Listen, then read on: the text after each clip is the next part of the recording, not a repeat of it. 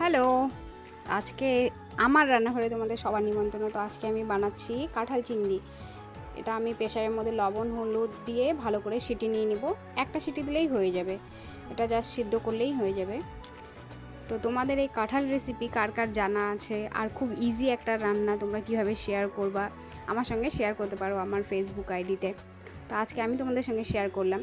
তো এটার মধ্যে কাঁচা লঙ্কা, আদা, রসুন এগুলো সব আমি পেস্ট করে নিয়েছি। আর এখানে দেখো চিংড়ি মাছ, এখানে আলু আর কাঁঠাল এগুলো সব রেডি করা হয়ে গেছে। তো কাঁঠালগুলোর মধ্যে আমি এখন সব মশলা দিয়ে, যেমন চিকেন রান্না করি আমরা রেডিমেড সব একসঙ্গে মিশাই, তো আমিও আজকে কাঁঠালটা সেভাবেই রান্না করব। তো এর মধ্যে সেই পেস্টগুলো দিয়ে দিলাম, যেগুলো আমি আদা, কাঁচা লঙ্কা, রসুন পেস্ট করছিলাম। তো এর মধ্যে এখন লবণ, হলুদ আর একটু গোলমরিচ গুঁড়ো দেবো। আর এখানে তোমার পেঁয়াজ আর টমেটো এই দুটাকে ভালো করে কুচি কুচি করে কেটে নিয়ে তারপরে এর মধ্যে ভালো করে মাইখে নিব। এটা ভালো করে মাখার পর তুমি চাইলে এটাকে 2 মিনিট রেস্টে দিতে পারো। এটার মধ্যে থেকে দেখবা জল ছেড়ে দিবে। তো এখন তেল গরম হয়ে গেছে, এর মধ্যে আমি দিব তোমার চিংড়ি মাছগুলো, সেগুলোকে ভালো করে ভেজে নেব লাল লাল করে।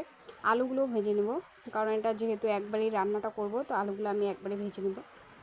তো এর মধ্যে আলু আর চিংড়ি মাছ ভাজা হয়ে গেছে। তো সেই তেলের মধ্যেই আমি এখন এই ফোড়নটা দিয়ে দেবো। এর মধ্যে গোটা গরম মশলা আছে, এলাচ আছে, লবঙ্গ আছে, এগুলো সবগুলো দিয়ে ভালো করে ভেজে নেব। তারপরে যেটা আমি মাইখে রাখছিলাম যে কাঁঠালগুলো, মশলা টশলা দিয়ে এগুলো কড়াইয়ের মধ্যে একবারে ছেড়ে দেবো। তো এটাকে ভালো করে রান্না করতে লাগবে, মানে যতক্ষণ এটা দিয়ে তেল না ছাড়ে। তো এটাকে কষাইতে লাগবে একটু কম আঁচ করে, ভালো করে ঢাইকে দিয়ে। তো কম আঁচের মধ্যে এখন এটাকে আমি ভালো মতো কষাবো। এবার কষানো হয়ে গেলে এটার মধ্যে আমি একটু দই দিয়ে দিলাম। দইয়ের একটা ফায়দা যে রান্না টেস্টি বাড়ায়, আর একটা হচ্ছে যাদের কাঁঠাল হজম হয় না তাদের কিন্তু গ্যাস হবে না। তো এবার আমার রান্নাটা প্রায় কমপ্লিট হয়ে গেছে। এর মধ্যে আমি আলুগুলো দিয়ে দিলাম। দেখো আমার রান্না থেকে অলরেডি তেল ছাড়া হয়ে গেছে।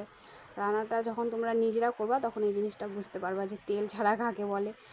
যারা ভালো রাঁধুনি তারাই এই জিনিসটা বুঝতে পারে, কারণ আগে আমি বুঝতাম না যে তেল কাকে ছাড়া বলে রান্না করার সময়। তো এখন বুঝতে পারি যে রান্না ভালো মতন সবজি কষালে সেখান থেকে তেল ছাড়ে। তো এখন এর মধ্যে আমি জল দিয়ে দিলাম। ভালো মতন কষানো হয়ে গেছে। তো এখন এর মধ্যে আমি চিংড়ি মাছ আর আলুগুলো একবারে দিয়ে দেবো, কয়েকটা আলু বাঁচা ছিল। তো এখন এই দুটো ভালো করে, জলটা একটু গরম দিলে ভালো হয়, যে ফুটানো হয়ে গেলে রান্না হয়ে যায়। এর মধ্যে আমি দিয়ে দিলাম একটুখানি গরম মশলা। এখন দেবো এর মধ্যে আমি মিট মশলা।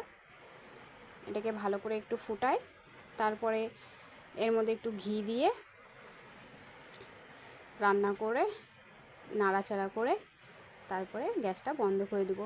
এবার আমার মুখও বন্ধ হয়ে যাবে। Tata, bye bye.